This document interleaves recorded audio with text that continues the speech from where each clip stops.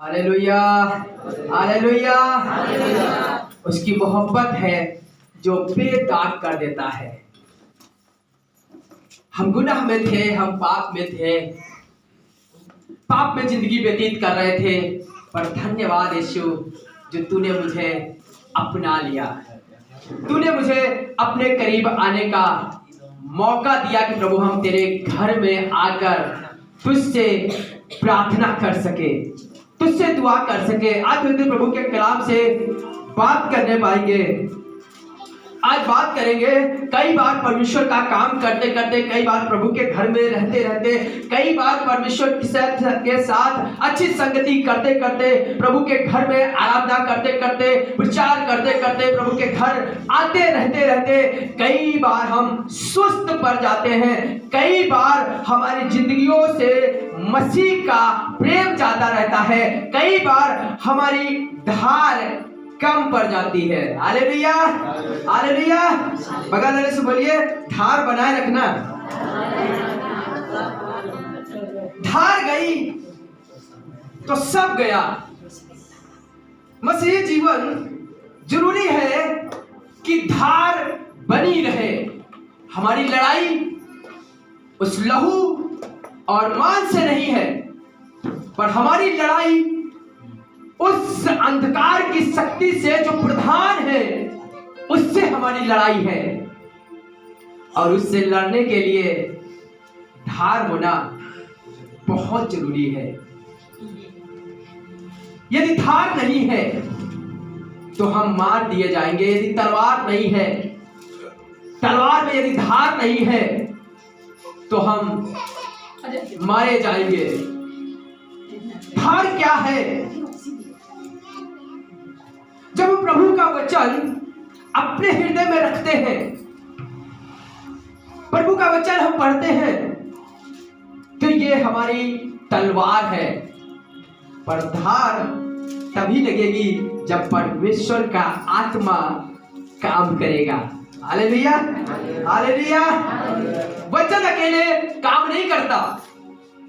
वचन बोले जाते हैं, पर परमेश्वर का आत्मा देह धारण करवा देता है। हालेलुया, समझ आए? जरूरी है, वचन है तो वचन में धार होना बहुत जरूरी है। हम कई बार प्रार्थना करते करते, कई बार प्रभु के घर में आते आते धार कम पड़ जाती है। और यदि चाकू में धार ना हो और चमक रही हो, कुछ वो चाकू होती है चमकती बहुत है, पर धार नहीं होती है। हमारी बात समझ पा रहे हैं? और यदि चमक के चक्कर में पड़ गए, दिखावे के चक्कर में पड़ गए, तो कुछ नहीं होगा। कुछ चाकू जो चमकती है, पर चलाओ तो टमाटर तक नहीं कटेगा। समझ रहे?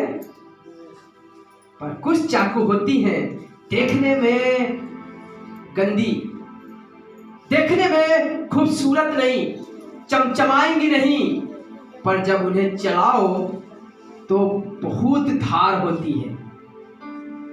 आज थोड़ी देर प्रभु के कलाम से बात करने पाएंगे। यदि मसीही जीवन में हमारी धार चली गई, तो मैं बताना चाहता हूं आप बिल्कुल बुझ गए हैं, बिल्कुल निराश हो गए हैं। योद्धा के लिए अच्छी बात है तलवार और ढाल। उसकी तलवार और ढाल दोनों गिर जाए तो क्या है? निहत्था है। दुश्मन आकर मारकर गर्दन काटकर चला जाएगा।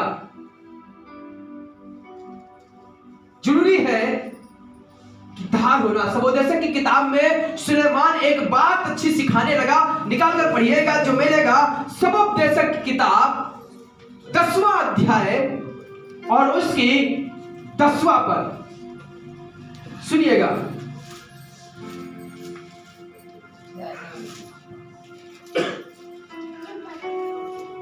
कुल्हाड़ा, सुनिएगा, यदि कुल्हाड़ा थोथा हो या फिर धार लौट जाए और मनुष्य उसकी धार को हाँ पैनी ना करे तो अधिक बल लगा। रुकिएगा, यदि कुल्हाड़ा थोथा पड़ जाए, थोथा कब पड़ता है? हाँ? जब इस्तेमाल नहीं होता है या फिर कहीं मजबूत या चट्टान पर कुल्हाड़ा पड़ जाए, थोथा पड़ जाएगा, इसे कहते हैं धार लौट जाना। कई बार हमारी और आपकी धार लौट जाती है, प्रभु के पास आते, प्रार्थनाएं किए, कोई प्रार्थना के द्वारा ठीक हो गया, लग रहा अभी धार है, अभी धार है। और कई बार हम संसार में बने रहते हैं, और संसार में रहने का मतलब है चट्टान पर कुल्हाड़ा मारा जाना। और जब हम जब संसार में रहते हैं, संसार में समय व्यतीत करते हैं, तो हमारा कुल्हाड़ा थोथा पड़ जाता है, हमारा विश्वास थोथा पड़ जाता है। और लिखा है यदि मनुष्य पैर न करे, धार ना लगाए। हम सब लोग गांव के हैं, जब भी आप घास काटने जाती हैं, जब भी आप खेत जाते हैं, जब लकड़ी काटने जाते हैं या जाती हैं, चट्टान पर हसिया, खुरपा, कुल्हाड़ा रगड़ते हैं। क्यों? धार लगे। और धार तब लगेगी जब तक कुल्हाड़ा रगड़ा नहीं जाएगा, जब तक उसके लोहा कटेगा नहीं, तब तक धार नहीं लगेगी। हम जब प्रभु के पास आते हैं, प्रभु हमें धार लगाता है, हमारी समस्याएं हमें काटती हैं, ताकि हम नम्र बने रहें, उसे स्मरण करते रहें। हम प्रभु के साथ जीवन व्यतीत कर रहे होते हैं, कई बार हम अपने उस जगह को छोड़कर, प्रभु के घर को छोड़कर हम संसार में समय बिताने लगते हैं। एक संडे छूट गया, 2 संडे छूट गया, 3 संडे छूट गया। जब एक संडे छूट जाएगा तब लगेगा अगले संडे जाएंगे, जब अगले संडे छूट जाएगा तब लगेगा और अगले संडे जाएंगे, और फिर इसी तरह कई महीने बीत जाएंगे, तब तक कुल्हाड़ा थोथा पड़ जाएगा। अब इतना तो है नहीं कि घर में पैर कर ले, हालेलुया, घर में भी पैर कर सकते हैं, पर खुदा ने एक जगह बनाई है कि एक साथ मिलकर हम खड़े होकर रहकर आराधना करें और अपने विश्वास में धार लगा सकें।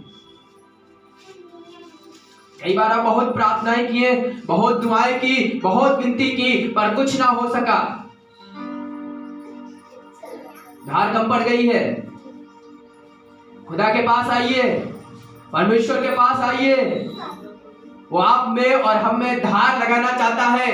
वो नहीं चाहता कोई मनुष्य बिना धार के रह जाए, कोई नहीं चाहता कि बिना मनुष्य बिना पवित्र आत्मा के रह जाए और यूं ही रहकर चला जाए, पर वो चाहता है कि हर एक जन मन फिराए, लौट आए और उसके प्रेम को जान सके और उसमें बना रह सके, ताकि परमेश्वर अपनी धार को दे सके। यदि मनुष्य धार पैर ना करे, बात चमकने की नहीं है, बात अच्छे सुरों की नहीं है कि अच्छे स्वर से गाते हैं तो हाँ ये धार है, धार ये पहचान नहीं है। जब परमेश्वर की आत्मा काम करेगा, जब आपके वचनों में धार होगा, जब आपका जीवन आत्मिक जीवन होगा, जब आपका जीवन प्रार्थना का जीवन होगा, जब आप यहीं पर धार नहीं पर जब अपने घर में भी धार लगाएंगे, तो मैं बताना चाहता हूँ, जब किसी के लिए बोल देंगे वो हो जाएगा यीशु के नाम में। जब किसी के लिए बोल देंगे चंगाई हो जाए, चंगाई हो जाएगी। जब किसी के लिए हालातों में बोल देंगे हालात ठीक हो जाए, ठीक हो जाएंगे। मैं बताना चाहता हूँ, जरूरी है खुदा के घर में हार लगाना और अपने घर में भी प्रार्थना करना।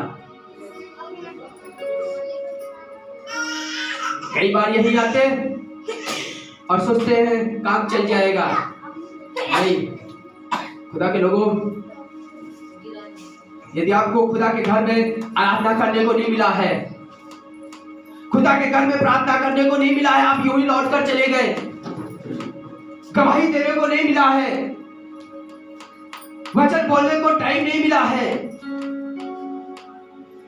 वर्शिप कराने का समय नहीं मिला है, मैं बताना चाहता हूँ खुदा के घर में ही सिर्फ वर्शिप और गवाही और गीत नहीं होते हैं। मैं बताना चाहता हूँ, जब अपने घर में जाए तो अपने घर में भी जब सुबह हो या शाम हो एक टाइम बनाए। उन टाइम में जरूरी है कि हम में धार लगाई जाए।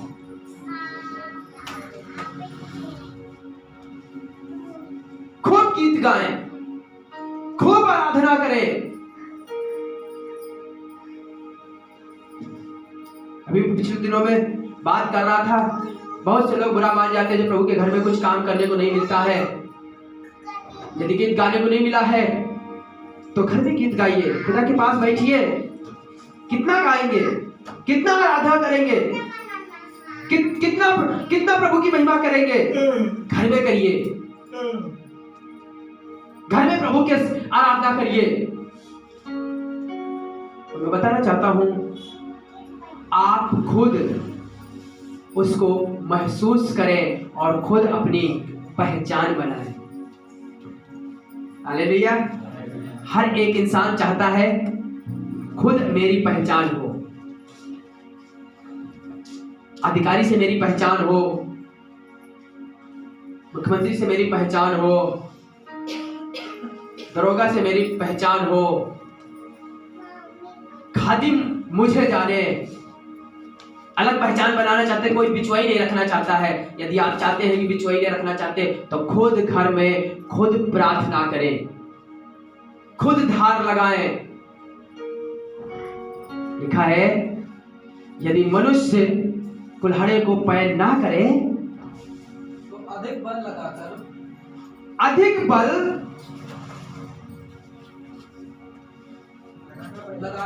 लगाना पड़ेगा। परंतु सफल होने के लिए बुद्धि से लाभ होती है। बुद्धि यही है कि धार लगा ले। अब वो समय आने वाला है, वो टाइम आने वाला है। मेरी दुआ है कि प्रभु ना करे, यदि तेरी मर्जी है तो हो जाए। समझ रहे हमारी बात?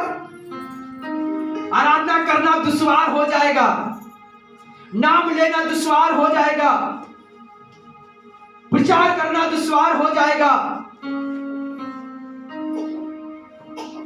धार लगा लीजिए अपने घर में। यदि धार लगाएंगे, जो बच्चा सिर्फ स्कूल के माथे रहता है, घर में पढ़ाई नहीं करता, फिर कुछ नहीं कर पाएगा।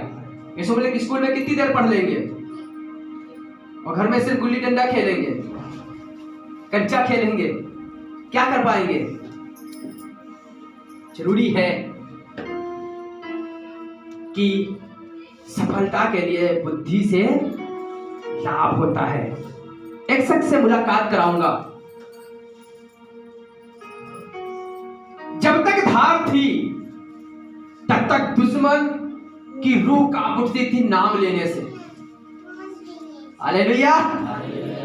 जब तक उस मनुष्य में, उस खादिम में परमेश्वर की ओर से आत्मा रहता था, धार रह थी, तब तक दुश्मन नाम जान जाते थे कि शिमशोन आ रहा है। रूह कांप उठती थी, दुश्मन डर जाते थे। पर समय आया कि उसका कुल्हाड़ा थोथा पड़ गया। वो जो बहुत से बलशाली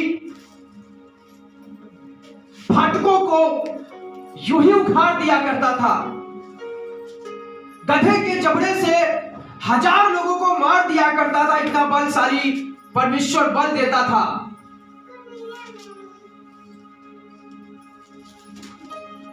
लोमड़ी की पूंछ में आग लगा देता था और पलिश्ती के खेतों में छोड़ दिया करता था। और जब कोई बताता था पलिश्ती शिमशोन आ रहा है, लोग कांप उठते थे। पर अब हार गई तो छोटे छोटे बच्चे उससे खिलवाड़ कर रहे हैं, तमाशा कर रहे हैं। निकाल कर पढ़िएगा जो मिलेगा न्यायों की किताब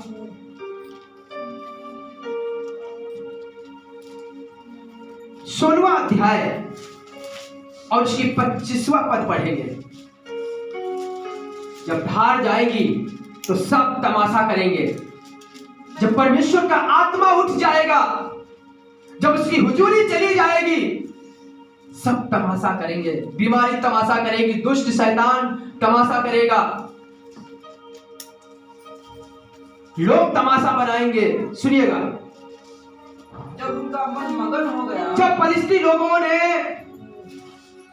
एक पार्टी रखी, क्योंकि उन्हें लगा कि शिमशोन को, मेरे दुश्मन को, मेरे देवता ने मेरे हाथ में कर दिया है। शिमशोन की धार गई तो दुश्मनों ने आंखें फोड़ दी उसकी। अब वो सिर्फ लोगों के लिए तमाशा बन के रह गया है। और जब लोग बहुत मगन हो गए तो कहने लगे, तब उन्होंने कहा शिमशोन को बुलवा लो, शिमशोन को बुलवा लो कि वह हमारे लिए तमाशा करे, कि वो हमारे लिए तमाशा करे। आंखें फोड़ दी गई हैं, दिख नहीं रहा है, परमेश्वर का आत्मा उसके पास से चला गया है, धार खत्म हो गई है, कुल्हाड़ा थोथा पड़ गया है। अब बहुत बल लगा रहा है, जंजीर तक नहीं तोड़ पा रहा। जो बहुत सी मोटी से मोटी जंजीरों को, बहुत सी मोटी से मोटी रस्सियों को यूं ही तोड़ दिया करता था, अब वो कुछ नहीं कर पा रहा है। क्यों? परमेश्वर का आत्मा चला गया है। आज पता है, वो छोटे छोटे बच्चे जो 5 साल के हैं, 6 साल के हैं, 8 साल के हैं, 10 साल के हैं, पता है शिमशोन के साथ क्या कर रहे हैं? शिमशोन के पैर में पैर मारते हैं और कहते हैं, बता दहिना मारे कि बायां मारे। लोग टीप मार रहे हैं, कपड़े नोच रहे हैं, छू कर भाग रहे हैं, ढकेल कर भाग रहे हैं, धक्का दे रहे हैं। किसको? शिमशोन को। जो लोग डरते थे आज उसके छाती पर चढ़कर तांडव कर रहे हैं। क्यों? क्योंकि धार चली गई है, अब कुल्हाड़ा तोता पड़ गया है, और जब परमेश्वर का आत्मा उठ गया है। बताना चाहता हूं, कई बार आप और हमने तमाशा बने हैं लोगों के लिए, कई बार बीमारियों के लिए तमाशा बने हैं, कई बार बीमारियां बार बार हम पर तांडव करती हैं। पर मैं बताना चाहता हूं, आज भी अभी भी जरूरत है, अभी भी मौका है कि उससे रूह से जुड़ जाइए, उसकी आत्मा से जुड़ जाइए, उससे प्रेम करिए और कहिए, प्रभु अपनी आत्मा मुझ में दे, ताकि धार आ सके। आखिरी में लिखा है, शिमशोन ने प्रार्थना तो किया, फिर परमेश्वर ने धार दी, और वो जब धार दी तो जो मंदिर, जो आराधनालय उन लोगों का जिस मेन खंभे पे खड़ा था, पकड़ा दिया गया उन खंभों को, और परमेश्वर का आत्मा फिर जोरावर से उतरा।